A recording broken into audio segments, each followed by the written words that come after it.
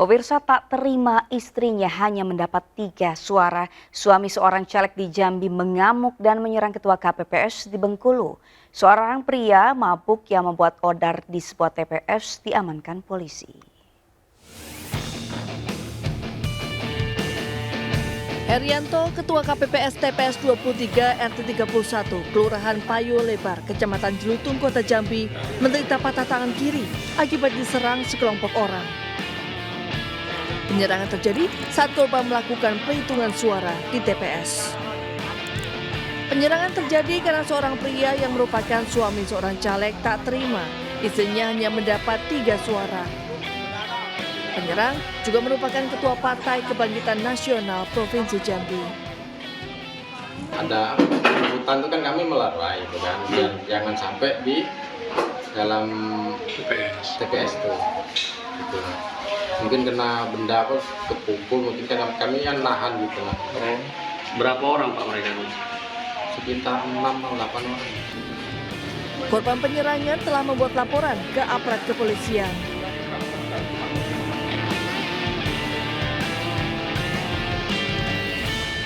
Seorang pria diamankan polisi dan warga karena membuat onar saat perhitungan suara di TPS 12 di Kabupaten Kepayang, Bengkulu. Pria ini diduga mengamuk karena dalam pengaruh minuman keras. Ia memukul petugas TPS dan membanting meja dan peralatan perhitungan suara yang berada di dalam TPS. Pelaku telah diamankan di Polsek Kepayang untuk menjalani pemeriksaan. Tim Liputan iNews melaporkan. Perhelatan politik 5 tahunan pemilu 2024 menyisakan cerita duka. Di sejumlah daerah petugas KPPS meninggal dunia diduga karena kelelahan saat mempersiapkan TPS dan melakukan perhitungan suara. KPU akan memberi santunan 46 juta rupiah bagi keluarga anggota KPPS yang meninggal dunia saat bertugas.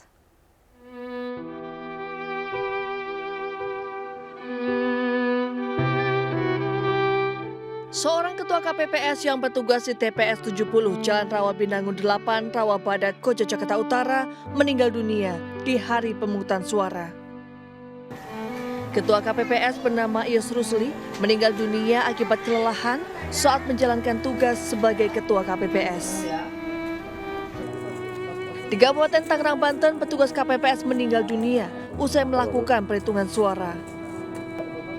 Diduga, korban yang sehari-hari bekerja sebagai pengemudi ojek online meninggal dunia akibat kelelahan lantaran 2 hari mempersiapkan tempat pemungutan suara. Di Tasikmalaya, 2 anggota KPPS yang bertugas di TPS 01 Desa Cipondok juga meninggal dunia. Kedua korban diduga meninggal akibat kelelahan selama menjalankan tugas mulai dari persiapan logistik untuk pemilu hingga proses penghitungan suara.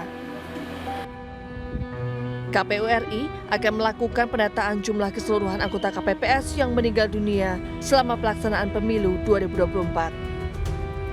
Beberapa anggota KPPS yang wafat, itu nanti secara resmi KPU akan sampaikan kepada publik. Saat ini KPU masih sedang melakukan pendataan. Anggota KPPS yang meninggal dunia saat bertugas berhak menerima dana santunan sebesar 46 juta rupiah yang terdiri dari santunan meninggal dunia sebesar 36 juta rupiah dan biaya pemakaman 10 juta rupiah. Tim Liputan iNews melaporkan. Calon Presiden nomor urut 2 Prabowo Subianto Kamis siang berziarah ke makam sang ibu di TPU Tanah Kusir, Kebayoran Lama, Jakarta Selatan dan juga makam mendiang sang ayah di TPU Karet Bifak, Jakarta Pusat. Calon Presiden nomor urut 2 Prabowo Subianto Kamis siang berziarah ke makam mendiang sang ibu Dora Sigar di Pemakaman Umum Tanah Kusir, Kebayoran Lama, Jakarta Selatan. Warga sekitar TPU Tanah Kusir yang mengetahui kedatangan Prabowo antusias menyambut kedatangan Prabowo untuk berfoto dan bersalaman. Bapak. Setelahnya, Prabowo dan rombongan melanjutkan berziarah ke makam sang ayah Sumitro Joyo Hadikusumo di kawasan TPU Karet Bifak, Jakarta Pusat.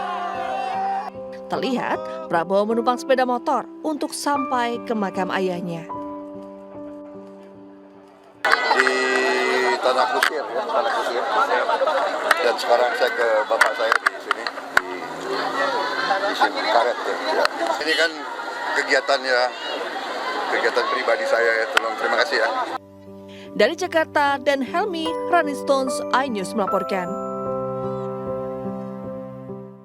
Sementara itu, Presiden Joko Widodo meminta masyarakat untuk bersabar dan menunggu hasil perhitungan resmi dari KPU saat ditanya wartawan soal hasil quick count Pilpres. Meski demikian, Jokowi mengaku sudah memberikan selamat kepada pasangan Prabowo Gibran. Usai hari pencoblosan 14 Februari, hingga kini terpantau hasil quick count sementara yang menampilkan keunggulan pasangan calon nomor urut 2 Prabowo Gibran. Jokowi juga mengaku sudah memberikan selamat kepada Prabowo Gibran secara langsung pada Rabu malam. Hasil penghitungan quick count itu adalah metode penghitungan yang ilmiah. Tetapi apapun kita harus menunggu hasil resmi dari KPU. Pak, kasih selamat nggak? Sabar. Kasih selamat belum, Pak? Kasih selamat belum ke Pak Prabowo dan Mas Gibran? Udah, selamat. Telepon ya, Pak? Pertemuan apa ya? Sudah bertemu, Pak? Ketemu langsung. Udah. Kapan, Pak? Pertemuan malam ya? Kapan, Pak? Berdua atau dua-duanya atau Pak Prabowo aja? Berempat. Menanggapi hasil hitungan cepat sementara tersebut, Presiden Joko Widodo meminta masyarakat untuk bersabar dan menunggu hasil resmi dari Komisi Pemilihan Umum. Dari Jakarta, Gisela Nurrahman, Tias Triawan, iNews melaporkan. Para ketua umum partai koalisi pendukung Ganjar Mahfud serta tim pemenangan nasional TPN menggelar pertemuan khusus. Sementara itu, Sekjen PDIP Hasto Kristianto menilai ada kecenderungan rekayasa pemilu yang dilakukan sistematis dari hulu ke hilir.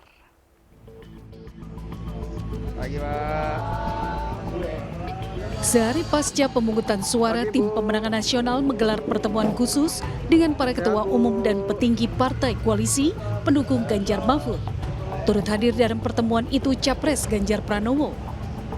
Pertemuan ini membahas sejumlah isu termasuk dugaan kecurangan pemilu 2024. Pimpinan partai ke sini, jadi kita akan evaluasi termasuk report-report yang kemarin masuk dari daerah. Dari itu aja. Sementara itu, Sekjen PDIP Hasto Kristianto menilai ada kecenderungan rekayasa pemilu yang dilakukan sistematis dari hulur ke hilir. Pilpres tidak ditentukan oleh hasil quick count, tetapi melalui suatu proses rekapitulasi secara berjenjang itu dari TPS bertingkat ke atas.